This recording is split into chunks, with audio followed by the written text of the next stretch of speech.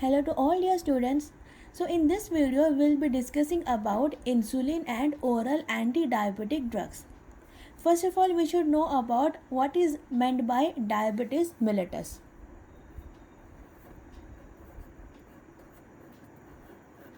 Diabetes mellitus, DM. So basically diabetes mellitus, it is a metabolic disorder.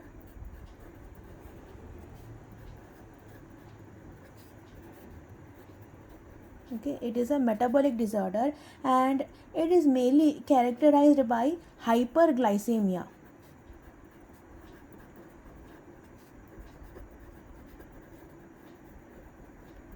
Hyperglycemia, so you people know hyper means more, and what is more over here? The blood glucose level.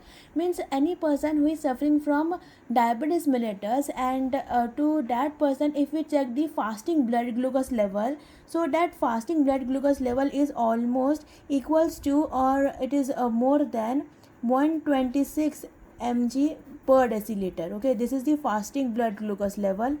And after checking the fasting blood glucose level, to that person will give nearly 75 gram of glucose orally, and after consuming that 75 gram of glucose, after 2 hours we'll again check the blood glucose level, to which we call it as postprandial blood glucose level or pp blood glucose level. And when that pp blood glucose level, it is also equals to or more than 200 mg per deciliter, it is said to be a hyperglycemic condition. And apart from hyperglycemia, various other characteristics of diabetes mellitus are glycosuria,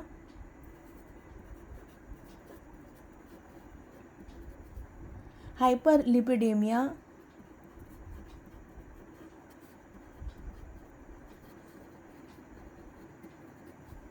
negative nitrogen balance,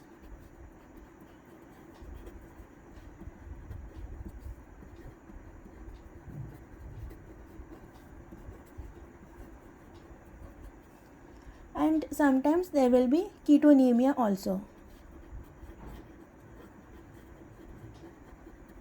Okay, so this is what exactly is meant by diabetes mellitus. Now apart from all these things, there are some pathological changes also occurs in the patient suffering from diabetes mellitus. Like for example, suppose this is the blood capillary. Okay, a blood capillary, and you know the blood capillary, it is made up of a single layer of epithelial cell, to which we call it as endothelium. Okay, so this is the blood capillary. Now the blood capillary of a diabetic person, what will happen? There will be thickening of the walls of the basement membrane. Okay, there will be thickening of the walls of the basement membrane. Next, apart from this, there will be increased cellular proliferation. Okay, so cells will be swollen kind of. There will be increased cellular proliferation, as a result of which the lumen will be very much reduced in size, to which we call it as narrowing of lumen. Narrowing of lumen. When lumen size has been very much reduced, then it will be a kind of a signal or an early signal for atherosclerosis. Okay, narrowing of lumen may cause atherosclerosis, or you can say early atherosclerosis. Even there will be sclerosis of glomerular capillaries.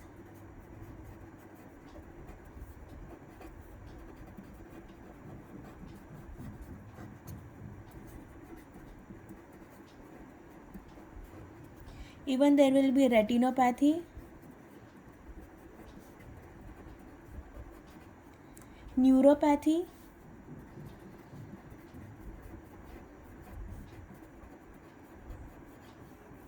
and peripheral vascular insufficiency.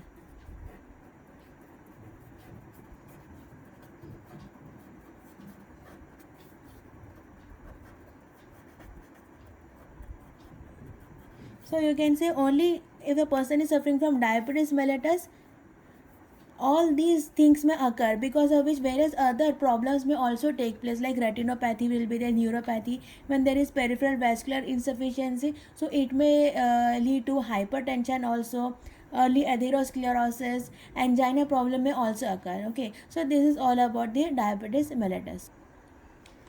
Next we shall talk about the types of diabetes mellitus. So basically there are two types of diabetes mellitus, that is type 1 and type 2. Alright, we have got type 1 diabetes mellitus and type 2. First we shall talk about type 1 diabetes mellitus. Type 1 diabetes mellitus is also known as insulin dependent diabetes mellitus. Okay, IDDM. One more name is juvenile onset diabetes mellitus.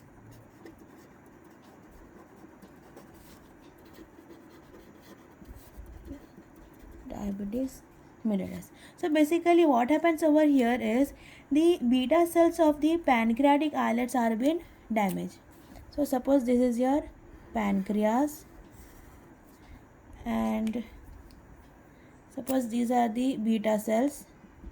So these beta cells are basically damaged in the type 1 diabetes mellitus. And why these are damaged? Because some kind of autoimmune antibody against the beta cells are being produced, because of which all the beta cells will be damaged, and there was literally no insulin in the body of the patient. Okay, because basically insulins are being synthesized by the beta cells of the pancreatic islets.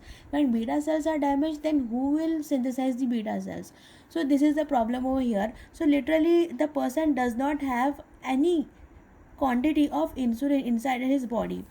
Now this type 1 comprises of 10% of the cases of the diabetes mellitus. Okay, whereas 90% of the cases of diabetes mellitus are a kind of type 2. So type 2 diabetes mellitus is also known as non insulin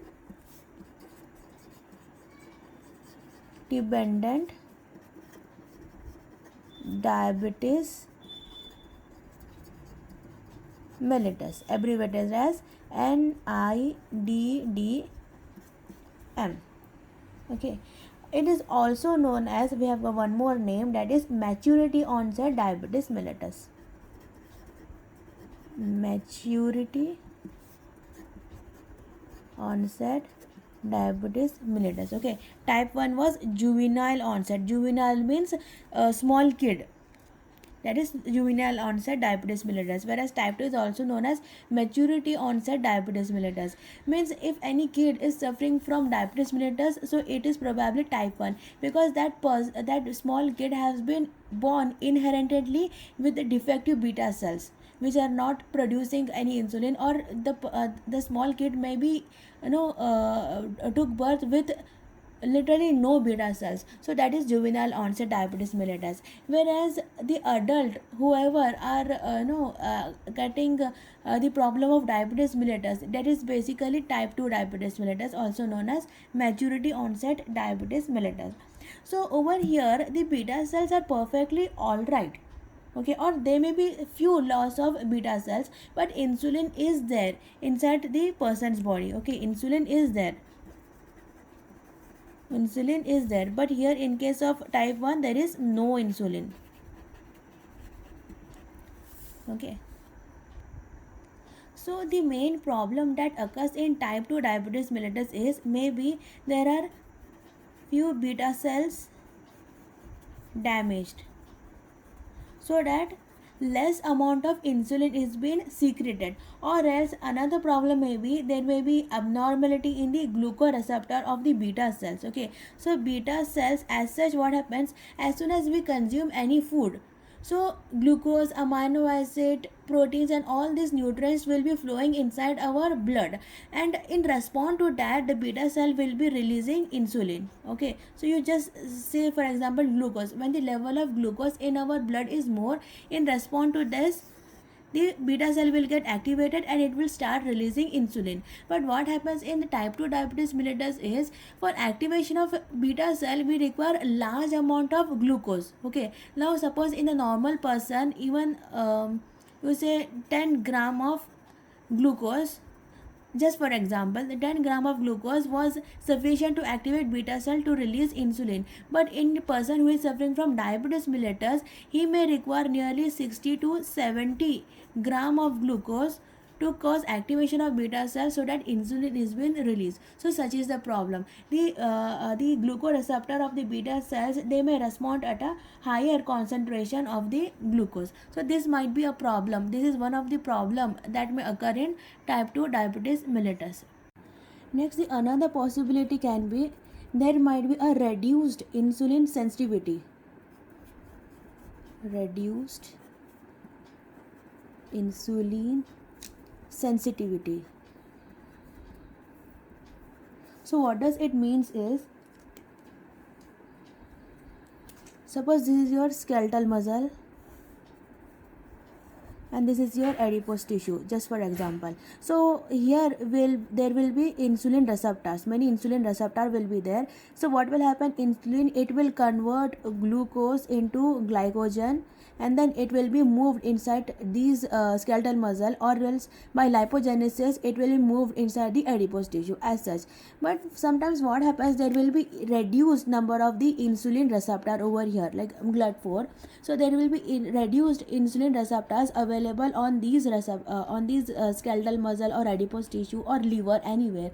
So when there is reduced insulin receptor, means there will be down regulation of insulin receptor, then what will happen, it will be reduced utilization of glucose by these tissues, even liver you can say, adipose tissue, your skeletal muscle and liver. So reduced glucose utilization will be taking place by all these tissues. So as a result of this, what will happen, there are some person whose insulin level is more, increased insulin level, to which we call it as hyperinsulinemic, but still the glucose will be normal. Okay, still the glucose will be normal, means insulin will be there will be increased level of insulin, but still there will be normal glucose level. This is because the glucose cannot be utilized by these tissues. Okay, so what will happen in this case, means insulin as such, its work is to convert glucose into glycogen and there should be no excess glucose. But when there is increased insulin level, means in response to this there should be a reduced glucose level, or you can say a hypoglycemic condition should be produced.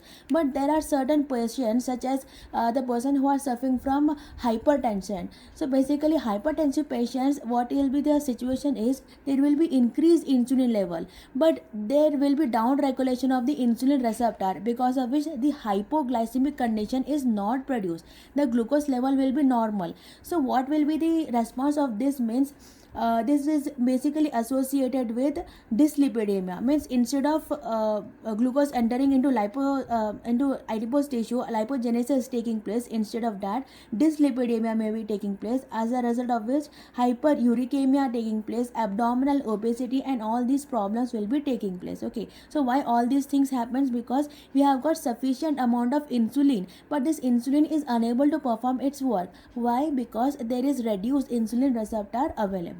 So this is the second thing that may happen in type 2 diabetes mellitus. And lastly, the third possibility may be there will be excess of the hyperglycemic hormone. So what is the hyperglycemic hormone? Yes, we have got your glucagon. So we know what this glucagon will do. It will increase the glucose synthesis.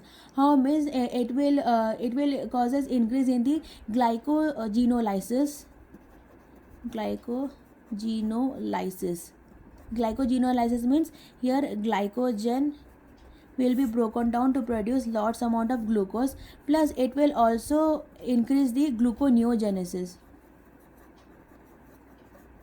Okay, so this glucagon, what it will do, glucagon, as you remember, it is mainly secreted by the alpha cells of the pancreatic islets. So what is glucagon will do, it will increase the glycogenolysis as well as gluconeogenesis, because of which the glucose level will be increased. Okay, so this is also a kind of possibility. Increased level of glucagon, it may also occur in type 2 diabetes mellitus.